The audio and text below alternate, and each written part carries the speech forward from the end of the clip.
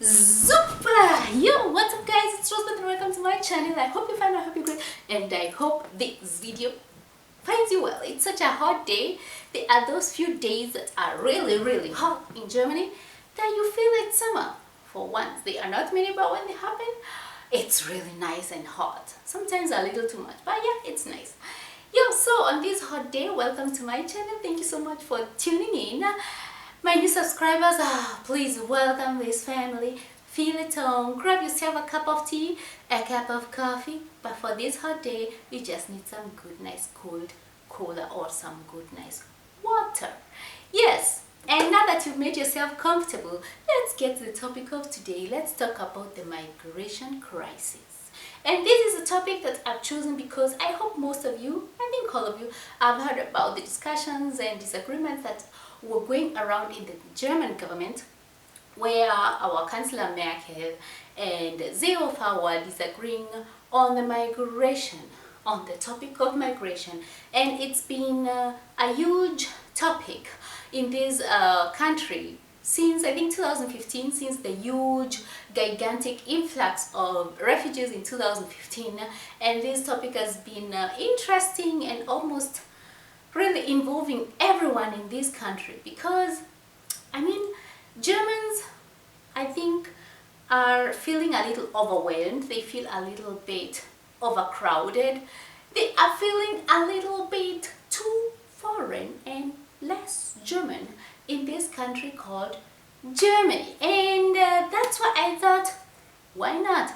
It's time that I gave my opinion, whether you like it or not. Well, I hope you really do like it. And without further ado, let's get straight to it.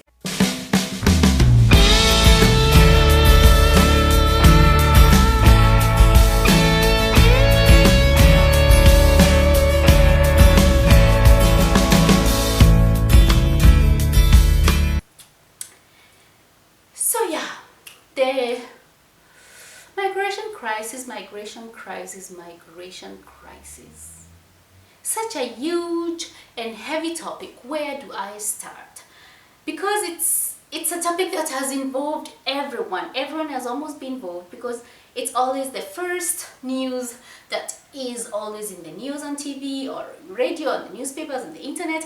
Wherever you look, all you see is the migration crisis. And if you ask me, it's all involving the question, what to do with thousands and thousands of refugees who are arriving at the shores of the Mediterranean Sea, whether in Italy or in Greece or wherever. The Europeans are stranded, wondering what to do with them, what to do with those refugees. Well, I have some news for you today. Europe is not the only continent fighting the overwhelmingness of the refugees.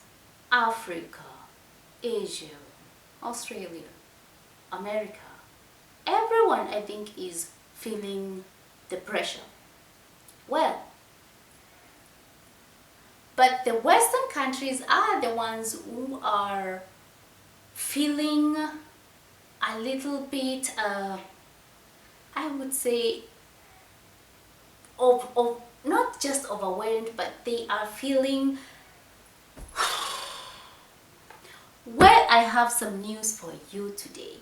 Europe is not the only continent fighting the refugees crisis. No, actually, there are so many other countries out there which are not in Europe that are also receiving hundreds, thousands of refugees every day. And if I am honest with you, the most needy refugees don't even make their way to Europe. No. Most of those really acute, needy refugees are those children and women walking kilometers and kilometers through, I don't know, deserts and very dangerous situations to reach maybe the border of Kenya or Uganda to find some refuge, to find some peace, to have at least a day where there is not bombing or shots of guns around your home. Those are the acute needy refugees. If you ask me, I would say maybe 60% of those refugees arriving in those boats, the schlepper boat, arriving in those overcrowded boats, they are just people like you and me who are out on the way to find a better life for themselves, which I totally get. For heaven's sake, I am a migrant myself in Germany, so I know the urge to go out and look for something better. The urge that you feel that this cannot be it. Something outside must be better than this, and you want to go and reach out for it. The question is, why take the boat? And I think most of those people who are taking the boat, they don't even know in what condition they are putting themselves in. They don't know what the gravity of the danger that they are putting themselves in. I don't think they know that they're risking their lives entering in that boat. All I think is those people who are running the boats, they just go out there and preach that they are able to take you from your misery and take you to some paradise, to some heaven somewhere else, where you're never gonna be hungry, never gonna have any trouble at all. And these people actually have to pay lots and lots of money, bunches and really a lot of money, so that they can get a place in those overcrowded boats in order to be left and die in the Mediterranean Sea. Actually, the Mediterranean Sea has swallowed so many of our people. It's just sad. It's becoming like this huge graveyard that people die in unwillingly. So the question we should be asking ourselves is, why do people, normal people like you and me, choose to enter in such a boat to get all the way here?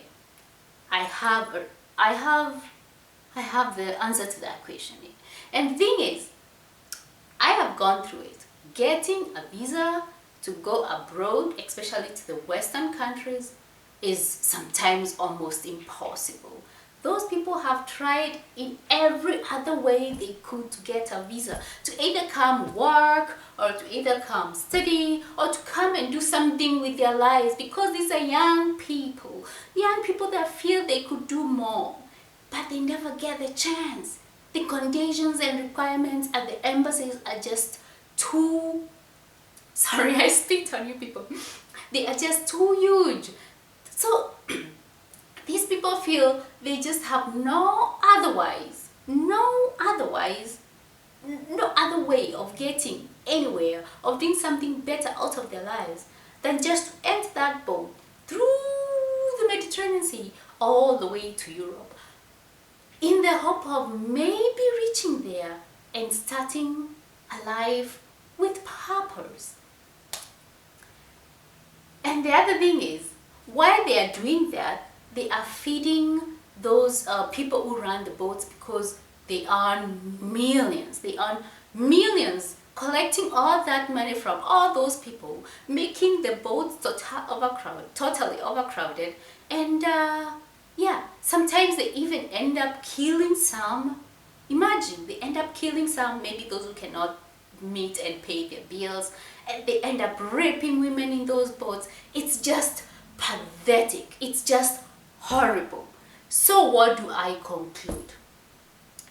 My conclusion would be, let those boats be banned. Really, any boat found on the lake, the person running that boat should be put in prison. The boat should be destroyed afterwards. There should be no boat hungering from bringing people, especially if it is a boat that is not registered, or is, let's say, thought to be doing this kind of trafficking. Because for me, if you ask me, this is not normal. This is just human trafficking. It's just unethical, immoral. So let it be banned. Really. Taking people coming on those boats, it's just supporting those people running them. And they are never going to stop if they know they are still going to be earning money from it. So let's ban it. Let's ban it.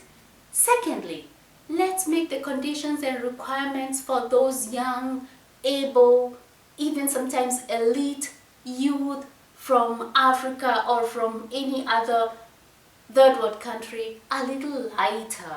Let's make it easier for them to get a visa and come out, explore the world, get to know some technologies, get to improve themselves. Let them learn. Let them be given a chance to go out and make something better out of their lives. Don't, because you make it so difficult and they feel that's the only way they can come here. So yeah, and if the path to get a visa and come to the Western countries in a legal way would be easier, then they would not even try going to those boats in the first place. It's so easy. And why shouldn't it? I mean, we are all humans and have the right of movement, don't we? Yeah, so let's practice it. Let's practice, give these people a chance and just ban that horrible trading with the boats. Yeah, I mean, that's my opinion on the migration crisis. Let me know at the comments below. How many of you agree with me and how many of you don't? And if you don't, let me know your opinion. Let me see where we disagree. And I hope we can have some healthy discussions down there.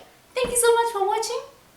I hope you liked the video. If you did, show me please with some thumbs up. If you've not subscribed, what are you waiting for? Come on, click the subscribe button. Don't forget to click also on the bell so that you may get some notifications of when I post my next video. And I love you so much for watching, and tune in next time. And since you're already here, why don't you just click here and watch my next video? Until next time, please stay blessed and ciao.